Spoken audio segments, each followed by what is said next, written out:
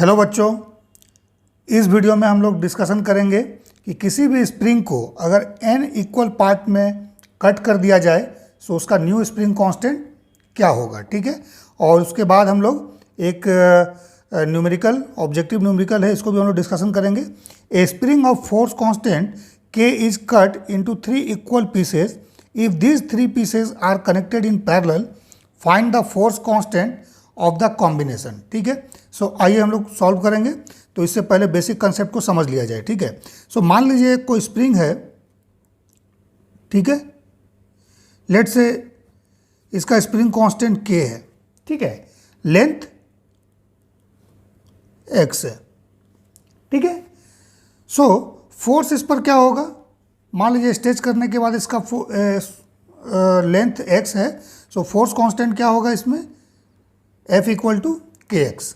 ठीक है, सो मान लीजिए अभी हम लोग क्या करेंगे, इस स्प्रिंग को हम लोग 3 पार्ट में कट कर देते हैं। ठीक है, सो 3 पार्ट में अगर हम लोग इसको कट करेंगे सो क्या हो जाएगा, 3 पीसेस में डिवाइड हो जाएगा। सो 1 पीस का लेंथ कितना हो जाएगा, x/3। ठीक है, सेकेंड का अगेन x/3 होगा और थर्ड का भी क्या हो जाएगा, x/3।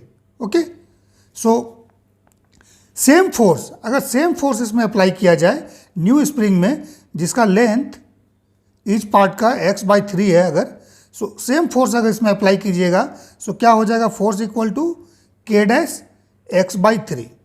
ठीक है, where k dash is new force constant या फिर स्प्रिंग कांस्टेंट। ठीक है, फोर्स कांस्टेंट भी इसको बोलते हैं, स्प्रिंग फोर्स कांस्टेंट और स्प्रिंग कांस्टेंट डायरेक्टली।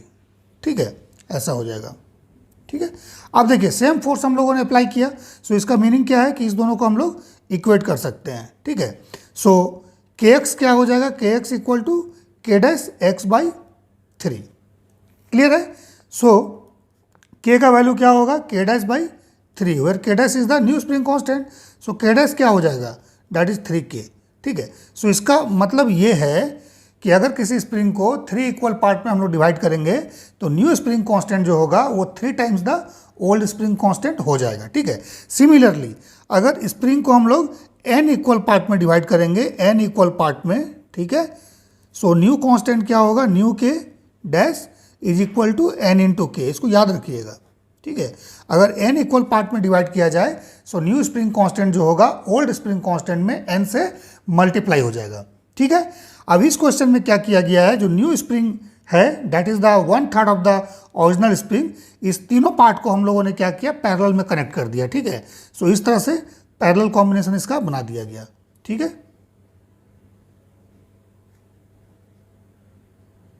ठीक है, इस तरह से। ठीक है, ये पैरेलल कॉम्बिनेशन। उसके बाद फोर्स क्या किया गया, इस पे लगाया गया।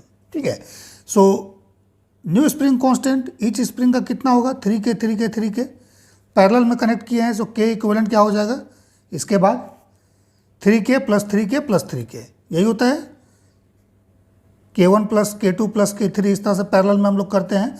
और सीरीज में क्या होता है, सीरीज में 1/k equivalent is equal to 1/k1 plus 1/k2, likewise ये चलता चला जाता है। ठीक है, पैरेलल में याद रखिएगा जो हम लोगों ने लिखा अभी, पैरेलल में k इक्विवेलेंट क्या होगा, that is equal to k1 plus k2 plus, इस तरह से चलता चला जाएगा। सो पैरेलल में कनेक्ट किए हैं, सो 3k plus 3k plus 3k कितना हो जाएगा, 9k।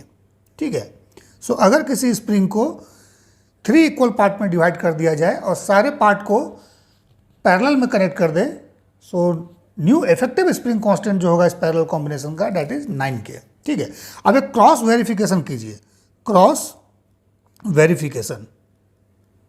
ठीक है, मान लीजिए ये जो स्प्रिंग कांस्टेंट है जिसका वैल्यू हम लोगों ने निकाला है न्यू का 3k है, अगर इस तीनों को हम लोग सीरीज में कनेक्ट कर दे फिर से इस तरह से, ठीक है, इस तरह से, ठीक है, फोर्स F अप्लाई किया जाए, सो इक्विवेलेंट स्प्रिंग कांस्टेंट क्या हो जाएगा, सॉरी दिस इज 3k। ठीक है, सीरीज में कनेक्ट कर दिए हम लोग। सो देखिए 1/k इक्विवेलेंट, ठीक है, is equal to 1/3k 1/k1 then plus 1/3k plus 1/3k। इसको सॉल्व करेंगे, so it is 3/3k, so that means it is 1/k, okay. So k equivalent कितना आ जा रहा है, दैट इज इक्वल टू के, जो कि हम लोग का ओरिजिनल स्प्रिंग का स्प्रिंग कांस्टेंट था, ठीक है। इसी स्प्रिंग कांस्टेंट को हम लोग 3 पार्ट में डिवाइड किए इक्वल पार्ट में, और हमारा न्यू स्प्रिंग कांस्टेंट क्या है, 3k, ठीक है। फिर उसी स्प्रिंग को हम लोग तीनों को पैरेलल में कनेक्ट किए, देन फिर तीनों को सीरीज में, सो पैरेलल में कनेक्ट कीजिएगा, सो 3k + 3k + 3k 9k हो जाएगा। और सेम अगर सीरीज में कनेक्शन कीजिएगा 3k स्प्रिंग कांस्टेंट को, ठीक है, तीनों को, सो क्या हो जाएगा, सेम स्प्रिंग कांस्टेंट आ जाएगा जो हमारा ओरिजिनल था, ठीक है। ये क्रॉस वेरिफिकेशन है, ठीक है। सो इस पर्टिकुलर न्यूमेरिकल में जो आंसर होगा दैट इज द 9k, ठीक है। सो कंसेप्ट याद रखिएगा, अगर n पार्ट में डिवाइड कीजिएगा so new spring constant equal to nk, ठीक है। अब मान लीजिए टाइम पीरियड ऑफ ऑसिलेशन में आते हैं, है ना। मान लीजिए ओल्ड स्प्रिंग था, ठीक है, इसमें अगर मास हम लोगों ने m हैंग किया, ठीक है, इसका स्प्रिंग कांस्टेंट मान लिया k है, सो टाइम पीरियड हमारा क्या होता है, t = 2π√m/k, ओके। अगर इसको n इक्वल पार्ट में हम लोग डिवाइड कर देंगे, सो न्यू टाइम पीरियड क्या हो जाएगा, new time period of oscillation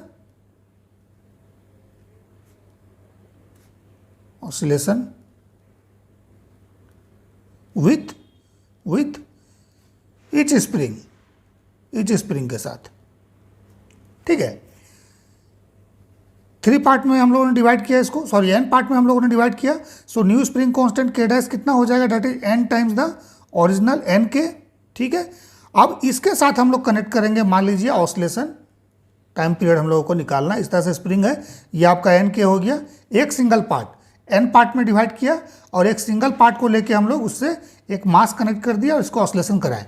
so time period क्या हो जाएगा विथ ईच स्प्रिंग, ठीक है, that is 2π t dash, new time period t dash equal to 2π√m/nk, याद रखिएगा, न्यू स्प्रिंग कांस्टेंट, ठीक है। अगर ये बोला जाए नहीं पैरेलल में कनेक्ट कर दिए और उसके बाद फिर से इसको ऑसिलेशन कराए, मास कनेक्ट करके फिर से हम लोग कराएं, सो क्या हो जाएगा, t = 2π√m/9k, ठीक है। जैसे इसी में अगर मान लीजिए इस तरह का कनेक्शन है ना, हम लोग क्या किए, इसको पैरेलल में कनेक्ट कर दिए तीनों को इस तरह से, ठीक है, और यहाँ पर एक मास हम लोगों ने कनेक्ट कर दिया, ठीक है।